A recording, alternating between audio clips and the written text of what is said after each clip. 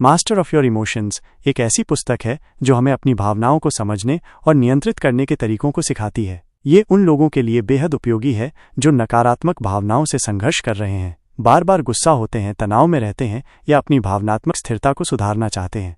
इस किताब में बताया गया है कि हमारी भावनाएं केवल बाहरी परिस्थितियों पर निर्भर नहीं होती, बल्कि हमारे विचार, व्यवहार और शरीर की प्रतिक्रियाओं से भी प्रभावित होती हैं। अगर हम अपनी भावनाओं को नियंत्रित कर सकें तो हमारा जीवन अधिक संतुलित और खुशहाल बन सकता है। भावनाएं कैसे उत्पन्न होती हैं? हमारी भावनाएं अचानक उत्पन्न नहीं होती, बल्कि ये 3 मुख्य कारकों से प्रभावित होती हैं। 1. विचार, थॉट्स। जो हम सोचते हैं वही हमारी भावनाओं को जन्म देता है। नकारात्मक सोच से नकारात्मक भावनाएं उत्पन्न होती हैं और सकारात्मक सोच से सकारात्मक भावनाएं आती हैं। उदाहरण, अगर आप सोचते हैं कि मैं कुछ भी सही नहीं कर सकता तो आप निराशा और उदासी महसूस करेंगे। अगर आप सोचते हैं कि मैं सीख सकता हूं और आगे बढ़ सकता हूं तो आप प्रेरित और आशावादी महसूस करेंगे। 2. शारीरिक प्रतिक्रियाएं, फिजिकल रिएक्शंस। हमारे शरीर की स्थिति और प्रतिक्रियाएं भी हमारी भावनाओं को प्रभावित करती हैं। जब हम तनाव में होते हैं तो हमारी मांसपेशियां कड़ी हो जाती हैं, सांसें तेज हो जाती हैं और हमारा दिल तेजी से धड़कने लगता है। समाधान: गहरी और धीमी सांस लें, मांसपेशियों को रिलैक्स करें, खुला और आत्मविश्वास से भरा पोस्चर अपनाएं। 3. व्यवहार, बिहेवियर। हमारी भावनाएं हमारे कार्यों को प्रभावित करती हैं और हमारे कार्य भी हमारी भावनाओं को नियंत्रित कर सकते हैं। उदाहरण, जब आप दुखी होते हैं तो अगर आप अकेले बैठें तो उदासी और बढ़ जाएगी, लेकिन अगर आप बाहर जाएं, टहलें, दोस्तों से मिलें तो आपकी भावनाएं बदल सकती हैं। भावनाओं को नियंत्रित करने की तकनीकें। 1. अपने विचारों को बदलें।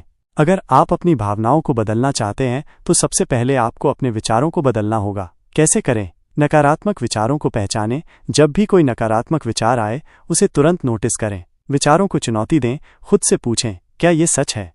क्या मैं इसे और सकारात्मक तरीके से देख सकता हूँ? सकारात्मक सोच अपनाएं। उदाहरण के लिए, मैं कभी सफल नहीं हो सकता की जगह कहें, अगर मैं प्रयास करता रहूं तो मैं सफलता पा सकता हूं। 2. शरीर की भाषा बदलें।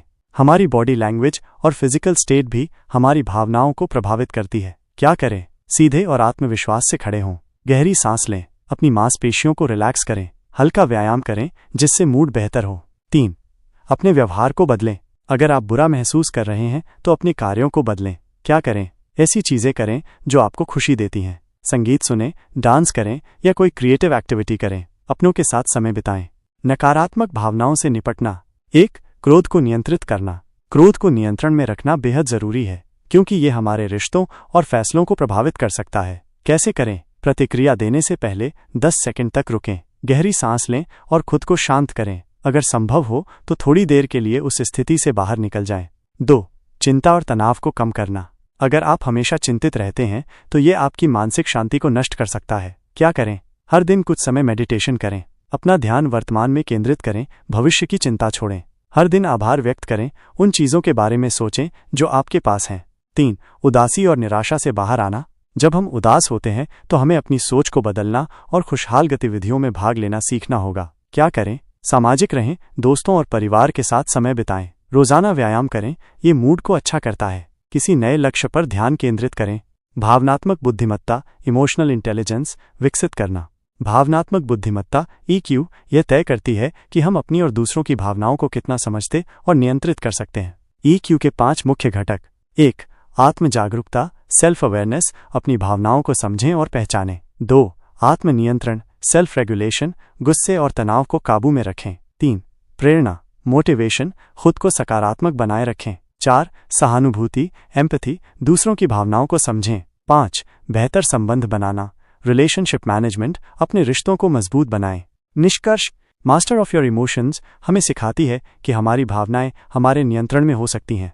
अगर हम अपने विचार, शरीर की भाषा और व्यवहार को नियंत्रित करना सीख जाएं तो हम अपने मूड और जीवन को पूरी तरह से बदल सकते हैं। अगर आप अपनी भावनाओं को नियंत्रित करने में महारत हासिल करना चाहते हैं तो इस किताब की सलाह को अपने जीवन में लागू करें और अपने अंदर बदलाव महसूस करें।